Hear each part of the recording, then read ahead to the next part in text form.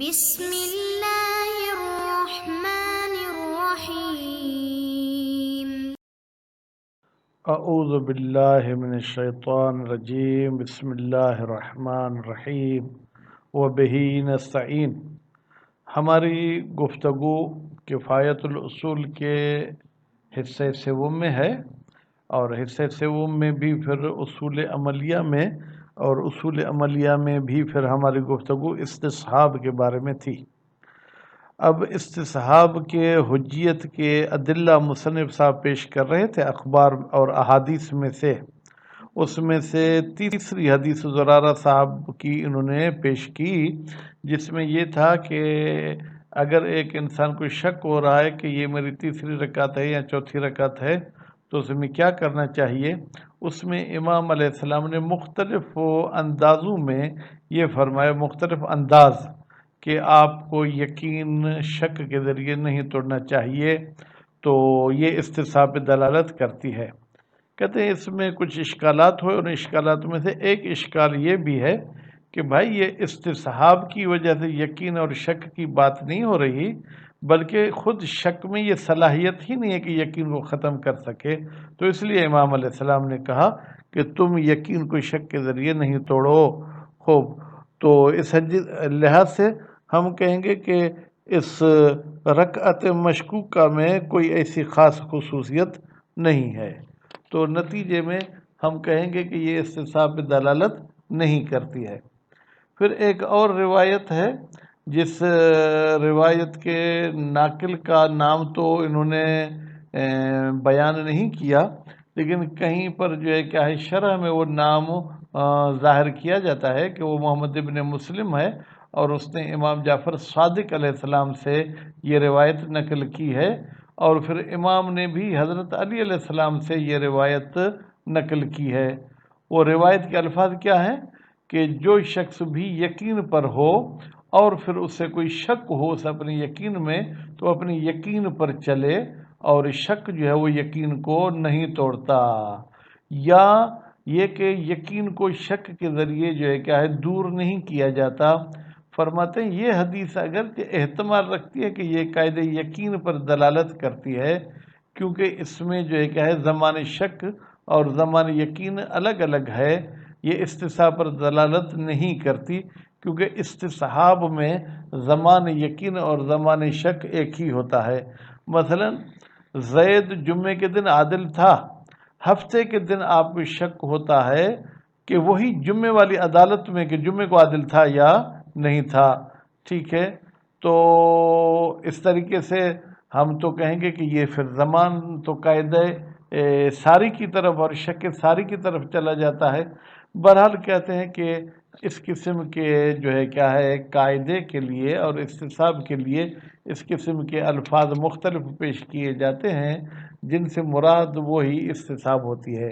یا پھر روزوں کے بارے میں بھی ایک حدیث پیش کی گئی ہے کہ اگر انسان کو یہ پتہ نہیں کہ رمضان مہینے کا یہ پہلا دن ہے یا پہلا دن نہیں ہے تو اس میں روزہ رکھے، تو امام نے کہا نہیں، یعنی یقین بشعبان تھا تو اب آپ رمضان مہینے کی شک کی بنیاد پہ شعبان سے دستبردار نہیں ہو سکتے ہیں۔ ابھی ہم چلتے ہیں عبارت کی طرف۔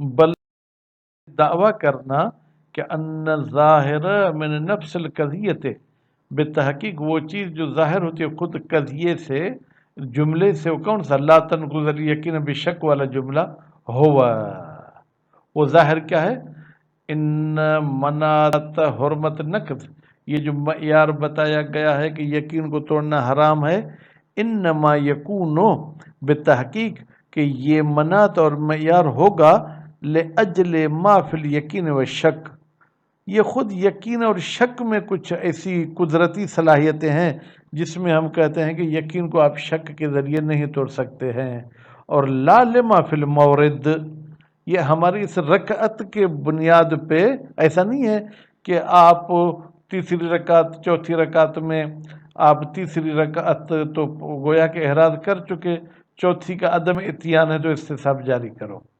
وَإِنَّ مِثْلَ الْيَقِين، اور بتحقیق یقین مستحکم جیسی چیزیں لا ينقض وہ نہیں ٹوٹتی ہیں بمثل شک شک کے ذریعے غیر بعیدتن. اب یہ غیر بعیدتن یہ خبر ہے کس کی؟ دعویٰ کی. یعنی اس قسم کی آپ دعویٰ کریں تو یہ بعید نہیں ہے. خوب، تو پھر ہم کیا کریں گے؟ پھر بھی تو نتیجہ وہی نکلا کہ گویا کہ یہ استصحاب صرف رکعت کے لیے نہیں تھا بلکہ قاعدہ عامہ پر دلالت کر رہا ہے. ومنہا اور ان روایات میں سے جو استصحاب پر دلالت کرتی ہیں وہ قولہ وہ امام علیہ السلام کا قول ہے. خوب، امام کا کیا فرمان ہے؟ من کان علی یقین وہ شخص جو کسی بھی یقین پر تھا فاصابہ شک پھر اس انسان کو جو ہے کیا ہے وہ شک لاحق ہو گیا. خوب، تو اب اس شخص کو کیا کرنا چاہیے؟ امام علیہ السلام فرماتے ہیں کہ جس شخص کو یقین تھا اور پھر اس کو شک لاحق ہو گیا فَلْيَمْزِ عَلَى يَقِينِهِ اس شخص کو اپنے یقین پر جو ہے کیا ہے وہ باقی رہنا چاہیے. فَإِنَّ الشَّكَّ بتحقیق شک لا ينقض الیقین وہ یقین کو نہیں توڑتا. یا یہ حدیث کے لفظ ہیں وہ او بأن الیقین لا يدفع بالشک بھائی یقین کو شک کے ذریعے جو ہے کیا ہے وہ دور نہیں کیا جاتا. وہ ہوا یہ حدیث وَإِنْ كَانَ يَحْتَمِلُ اگرچہ احتمال رکھتی ہے قاعدۃ الیقین کہ یہ قاعدہ یقین کو ثابت کر رہی ہے لظہور ہی اس لیے کہ یہ حدیث ظہور رکھتی ہے فی اختلاف زمان الوصفین دو وصف کا زمانہ مختلف ہے. دو وصف سے مراد کیا ہے؟ شک اور یقین. کیوں؟ اس لیے کہ امام نے کہا کہ جو یقین پر تھا پھر امام نے کہا پھر اسے شک ہوا تو اس سے معلوم یہ ہوتا ہے کہ شک کا زمانہ یقین کے زمانے کے بعد ہے. وَإِنَّمَا يَكُونُ ذَلِكَ بتحقیق یہ اختلاف ہونا دو وصفوں کے زمانے میں یہ فی القاعدۃ یہ قاعدے یقین میں جاری ہوتا ہے دون الاستصحاب استصحاب میں جو ہے کیا ہے جناب اختلاف زمان نہیں ہوتا ہے.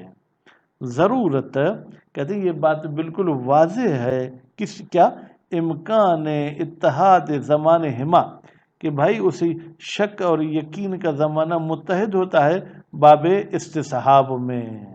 تو نتیجے میں استصحاب میں اس قسم کی تعبیر نہیں کی جاتی من کان علی یقین فشک الا کیا کہتے ہیں کہ الا ان المتداول فی تعبیر بتحقیق کہ وہ چیز جو رائج ہے فی تعبیر ان مورد ہی جب استصحاب کے مورد کی تعبیر کی جاتی ہے وہ مثل هذه العبارت وہ اس قسم کی عبارت ہے. اس قسم کی عبارت ہے کا مطلب کیا ہے کہ بھائی اس قسم کے الفاظ کبھی کہے جاتے ہیں. واللہ اور شاید یہ جو فشک فا کے ساتھ لایا ہے بملاحظت اختلاف زمان الموصوفین اس لیے ہے کہ موصوفین کا زمانہ جو ہے کیا ہے وہ مختلف ہے. بھائی جمعے کے دن زید عادل تھا ٹھیک ہے اور موصوف جو ہے کیا ہے جناب خوب اور پھر جو ہے کیا ہے اسی کی عدالت میں شک ہوتا ہے یوم سبت ہفتے کے دن وہ سرایت ہی اور یہ شک جو ہے کیا ہے وہ سرایت کر جاتا ہے الی الوصفین دونوں وصفوں کی طرف یقین بالعدالت اور جو ہے کیا ہے شک فی العدالت دونوں کی طرف چلا جاتا ہے. کیوں دونوں کی طرف چلا جاتا ہے؟ لما بین الیقین والمتیقن اس لیے کہ یقین جو کہ وصف ہے اور متیقن جو کہ موصوف ہے ان دونوں کے بیچ میں من نحو من الاتحاد ایک قسم کا اتحاد ہے. ففہم آپ اس مطلب پر دقت کریں اور غور کریں کہ یہ فا کے ذریعے آپ اس کو خارج نہیں کر سکتے ہیں کس سے جناب وہ قاعدہ استصحاب سے. ہاذا معوضو ہے کہتے ہاذا یعنی یہ جو روایت سے ہم نے قاعدہ استصحاب کو لیا ہے معوضو ہے جبکہ یہ بات بالکل واضح ہے. کیا واضح ہے جناب ان قولہ بتحقیق امام علیہ السلام کا قول کون سا فإن الشک لا ينقض کہ شک یقین کو نہیں توڑتا. الخ، ٹھیک ہے، یہ القضیۃ المرتکز، تو یہ ایک ایسا قضیہ ہے جو ذہنوں میں پایا جاتا ہے، الوارد، تو جس کو جاری کیا جاتا ہے، فی مورد الاستصحاب. اب یہاں پر فی نہیں ہے لیکن فی ہونا چاہیے، فی غیر واحد من اخبار الباب. کہتے ہیں صرف ایک حدیث میں یہ الفاظ نہیں ہیں بلکہ بہت ساری احادیث میں یہ الفاظ پائے جاتے ہیں. چلیں یہ حدیث پوری ہو گئی. وَمِنْهَا، اور وہ اخبار جو استصحاب پہ دلالت کرتے ہیں ان میں سے ایک حدیث خبر صفار صاحب کی جو ہے کیا ہے وہ حدیث ہے. ایک راوی ہے جو روایت نقل کرتا ہے ان علی ابن محمد القاسانی، علی ابن محمد کاسانی سے، قال کتبت الیہ، میں نے لکھا امام کی طرف، وانا بالمدینۃ، اور میں مدینے میں تھا. کیا لکھا؟ ان الیوم الذی یشک فیہ، اس دن کے بارے میں کہ جس میں شک کیا جاتا ہے، من رمضان، کہ وہ رمضان مہینے کا دن ہے، حل یصام ام لا، اس میں کیا روزہ رکھا جائے گا یا روزہ نہیں رکھا جائے گا.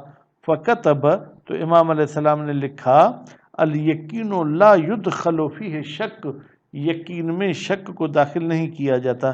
سم لرؤیت و افطر لرؤیت، تم روزہ رکھو جناب چاند دیکھ کر، اور پھر تم عید بھی کرو چاند دیکھ کر. اب کس طریقے سے ہم اس سے استصحاب کو ثابت کریں گے؟ حیث الدل، کہتے ہیں جبکہ یہ روایت دلالت کرتی ہے، علی ان الیقین بشعبان، بتحقیق آپ کو جو یہ شعبان کا یقین ہے، لا یکون مدخولا بشک، اس کو جو ہے کیا ہے گڑبڑ نہیں کریں کہ آیا وہ باقی ہے یا باقی نہیں ہے. وہ فی زوال ہی، اور آپ یہ نہ سمجھے کہ شعبان زائل ہو گیا بدخول شہر رمضان، صرف آپ رمضان مہینے کے داخل ہونے کا شک کرتے ہیں تو استصحاب کریں کس کا؟ رمضان مہینے کا. وَيَتَفَرَّعُ عَلَيْهِ، جب آپ نے استصحاب کیا شعبان کا تو اس کی فرع کیا نکلتی ہے؟ عدم وجوب صوم، بھائی روزہ رکھنا واجب نہیں ہے شک والے دن، الا، مگر ایک صورت میں روزہ رکھیں گے جب آپ کو یقین ہو جائے بدخول شہر رمضان، کہ رمضان کا مہینہ داخل ہو گیا ہے. بس اس حدیث کے ذریعے بھی انہوں نے استصحاب کو ثابت کیا ہے. صلی اللہ علیہ محمد و آل محمد.